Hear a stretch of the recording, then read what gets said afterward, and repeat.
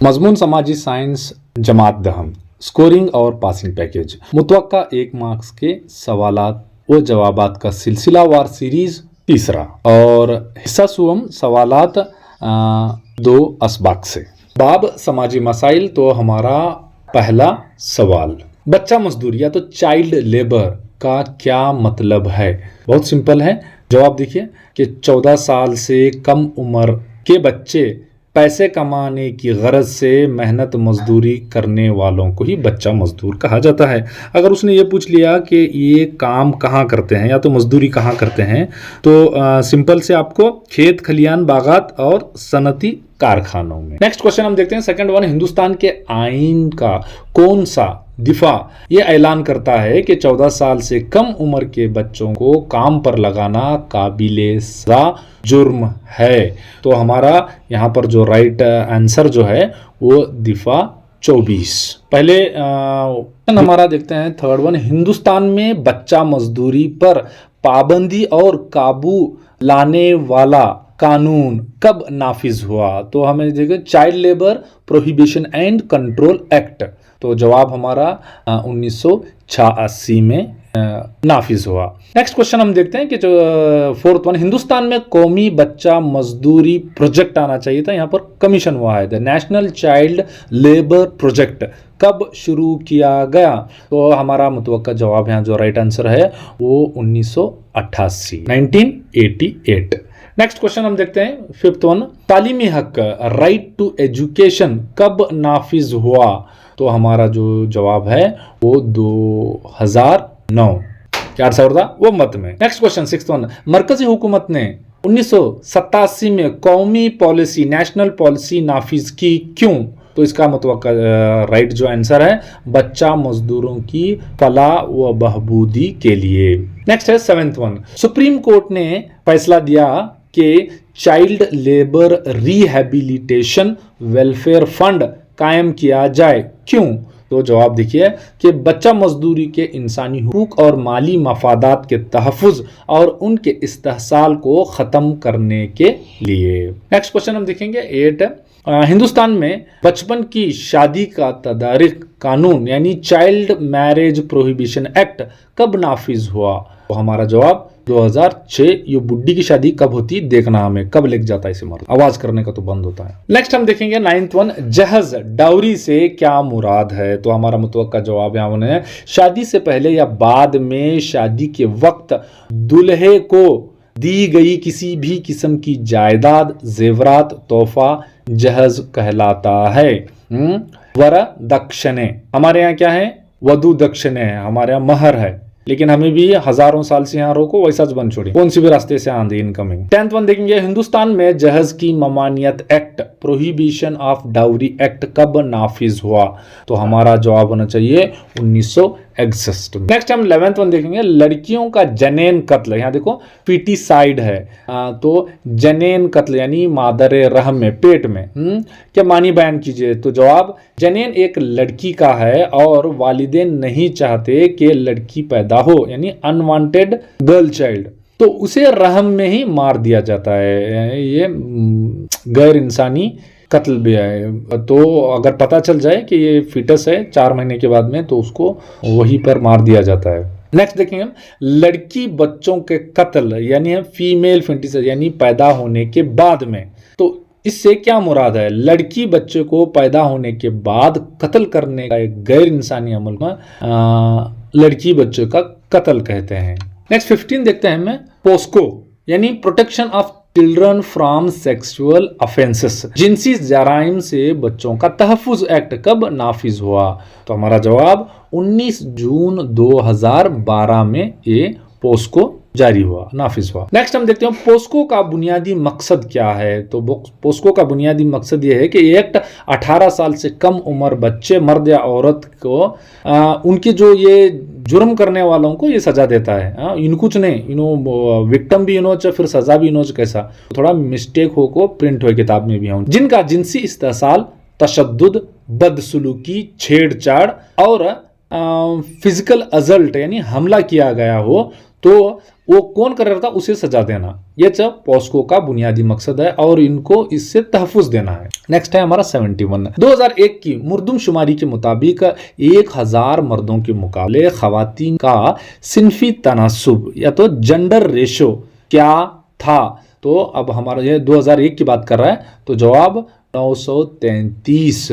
तो इसका मतलब अभी कितने शॉर्टेज पड़े 1000 मर्द के लिए, तो कमो पेश 67 मर्दों के लिए लड़कियां नहीं मिलेंगी। और उसी तरह अब हमारी आबादी के हिसाब से हमें देखेंगे तो यहाँ पर कमो पेश 52 करोड़ से भी ज़्यादा मर्द हैं, तो उनके लिए कितनी औरतें लड़कियां निकाह के लिए नहीं मिलने वाली। 2011 की मुर्दमशुमारी के मुताबिक 1000 मर्दों के मुकाबले खवातीन का सिनफी तनासुब यानी जेंडर रेशो जो है वो क्या था, वो 945 था। यहाँ भी सेम वैसा होने वाला, लेकिन फिर भी थोड़ा बहुत सुधार आया 2011 में। नेक्स्ट हम क्वेश्चन देखेंगे कि 19 जचकी से पहले जिन्स का पता लगाने की तकनीक पर पाबंदी का कानून prohibition of prenatal gender determination test act कब नाफिज या जारी हुआ। तो हमारा जवाब 1994 में। इसको हम क्या बोलेंगे, TCPNDT 20 का। हिंदुस्तान में चिल्ड्रन हेल्पलाइन, बच्चों की हेल्पलाइन का नंबर कौन सा है, तो इसका नंबर है 1098 1098। अगला बाब से कुछ अहम सवालात। हिंदुस्तान में मादनियात और तवानाई के जराए, तो हमारी किताब में हिंदुस्तान उड़ाए है किताब में। तो सवाल पहला, नाकाबिले तजदीद या रिवायती वसाइल की कोई दो तवानाई के वसाइल, दो मिसालें दे। तो जवाब कोयला, पेट्रोलियम, कुदरती गैस वगैरह। ये वगैरह छोड़ो या तत्लिक को छोड़ो बस। सेकंड वन, हिंदुस्तान में मखलूत लोहे की कच्ची धात यानी फ्यूरो अलाइड और की कानकनी की जाती है। तो हमारा जो जवाब है वो है मैग्नीज। नेक्स्ट थर्ड वन, 20वीं सदी की अजूबा धात वंडर मेटल कौन सा है। ये हमारा मॉडल क्वेश्चन पेपर में भी सवाल आया हुआ था। जवाब है एल्यूमिनियम। एंड नेक्स्ट जो है फोर्थ वन, कौन सी धात को गैर आहीनी धात कहा जाता है। तो हमारा राइट ऑप्शन यहाँ पर है, जवाब वो अबरक या मिका को कहा जाता है। उर्दू में अबरक बोलते हैं और अंग्रेजी में मिका, मुकाना में मुंह नहीं सलाना। पांचवा देखेंगे, अबरक को कन्नड़ में क्या कहा जाता है। अबरक को कन्नड़ में कन्नड़ अबरक कहते हैं क्या, नहीं। को हम जवाब है कागे बंगार, कौवे का सुनना। छठा, आज अबरक की बरामद में कमी आई हुई है, क्यों। ये बार बार इसको रिपीट हो रहा है सवाल है। जवाब उसका यह है कि अबरक का मुतबादिल दस्तियाबी की वजह से, इसका अल्टरनेटिव है हमारे पास दस्तियाब है, तो इसलिए इसकी बरामद में कमी यानी मंगवा लेने में कमी हो ऐसे, क्योंकि आज हमारे यहाँ जो अच्छा खासा मिलने लगे। सेवेंथ हम देखेंगे, कौन सी मादनियात को काला हीरा यानी ब्लैक डायमंड, ब्लैकबेरी समझा जाता है। तो जवाब है हमारा कोल को, कोयले को। एट्थ वन, डैश के नाम से जाने वाला ताकत के वसाइल कौन से हैं, यानी माफ कीजिए ये माया सोना आने का देख रहे बाबा मैं छोड़, माया सोने के नाम से जाने वाला ताकत का यानी तवानाई का वसाइल कौन सा है। जवाब पेट्रोलियम। नेक्स्ट है नाइन्थ वन, काबिले तजदीद, वहां ना काबिले तजदीद था या काबिल था, और वहां रिवायती था, यहाँ गैर रिवायती जराए की कोई दो मिसालें दिए। तो ये गैर रिवायती ये खत्म नहीं होने वाले। शमसी तवानाई, हवा की तवानाई या तो बात की तवानाई, समंदरी तवानाई यानी लहरों की, और उसके बाद में बायोगैस। बायोगैस तुम्हारे लिए कंफ्यूजन हो सकता है कि दोनों में कहाँ डालना बोल को, आप इसको काबिले तजदीद में ही डाले या गैर रिवायती में डाले तो बेहतर है। नेक्स्ट है 10th वन, हम देखेंगे मुल्क में सोने की सबसे ज्यादा पैदावार कौन सी जगह यानी उसकी कानकनी खुदाई कहाँ हो रही है, दस्तयाब कहाँ हो रहा है। तो जवाब कर्नाटक के रायचूर के हट्टी में। वैसे तो 80% सोना हमें कर्नाटक में से निकालते हैं पूरे हिंदुस्तान में। 11th हम देंगे, हिंदुस्तान में पेट्रोलियम का पहला कुआं कहाँ खोदा गया। तो जवाब है आसाम की बॉय, और सेकेंड वन है गुजरात के अंकलेश्वर में। अब नेक्स्ट जो थर्ड वन जो बाब है वो बैंक के कारोबार, इसका हम क्या है हम सवालात के जवाब देखेंगे। First one, reserve bank of India या मरकजी बैंक ऑफ इंडिया, जिसे तमाम बैंकों की मदर ऑफ बैंक्स या बैंकों की माँ कहा जाता, नाम से जाना जाता है, क्यों? नामा क्यों जाना जाता है? बहुत सिंपल सा जवाब है, क्योंकि हिंदुस्तान के तमाम बैंकिंग के लेन देन ट्रांजैक्शंस, कारोबारी लेन देन जो हैं वो जेरे कंट्रोल में रहते हैं, निगरानी में रहते हैं। यानी ये जिस तरह से रूल्स रेगुलेशन डाल कर देगी उसी पर चलेंगे। सेकंड वन, बैंक की इस्तिलाह किस लफ्ज से माखज है? यहाँ पर दो लफ्ज हैं, उसमें सबसे पहला जो है वो कदीम अतालवी लफ्ज बैंकों से है, वो फ्रांसीसी भी एक लफ्ज है, वो बैंक से है, लेकिन ये इस्तिलाह जो है वो अतालवी जुबान से है, इटली लातिन वर्ड। ये बैंकिंग इंडस्ट्री या सनत में हालिया तरक्की क्या हुई है? एकदम रिसेंट में जो है वो डाक खाना, अब इसका भी एक कोर बैंकिंग बनने जा रहा है, यानी इसे सेपरेट कर रहे हैं अभी। नेक्स्ट फोर्थ वन, कौन सा इदारा नेशनल सेविंग सर्टिफिकेट या कौमी बचत के असनाद जारी करता है?